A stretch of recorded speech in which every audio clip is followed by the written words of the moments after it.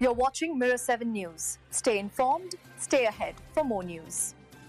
The long-awaited showdown between Clemson and LSU has finally arrived, and it's not just another football game. This is a matchup loaded with history, pride, and a little bit of rivalry over who really owns the nickname Death Valley. Both programs have elite traditions, passionate fan bases, and stadiums that are considered among the toughest places to play in all of college football. So when number 6 Clemson hosts number 9 LSU at Memorial Stadium, it feels like much more than just a season opener. It feels like a battle for bragging rights that has been decades in the making. Clemson kept its fans waiting a little longer than usual, delaying the release of its depth chart until right before game week.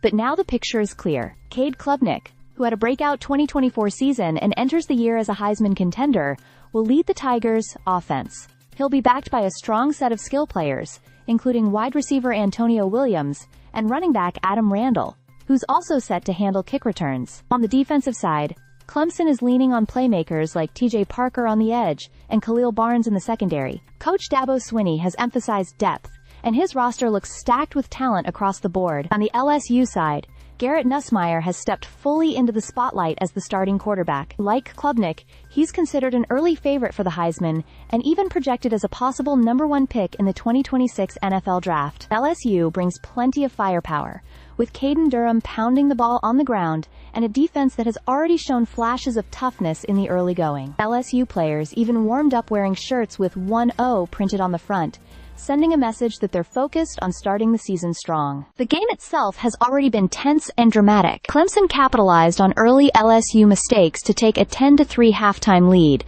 but LSU clawed back in the third quarter to tie things up at 10 apiece. Key moments have already included turnovers, missed field goals, and a controversial replay review that took a potential LSU touchdown off the board. Every possession feels critical, and both teams know this matchup could help define their playoff path in a crowded field. Beyond the X's and O's, there's that ongoing debate.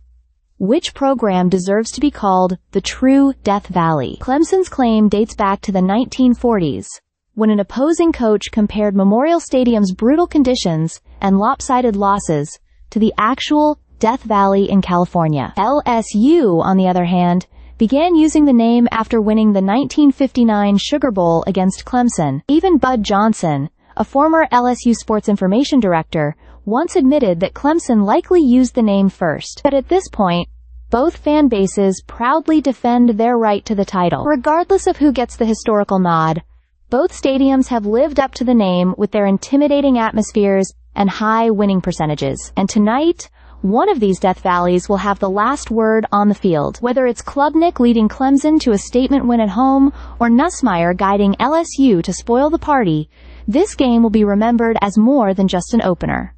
It's a fight for tradition, pride, and a major step toward the college football playoff. Stay subscribed for more videos.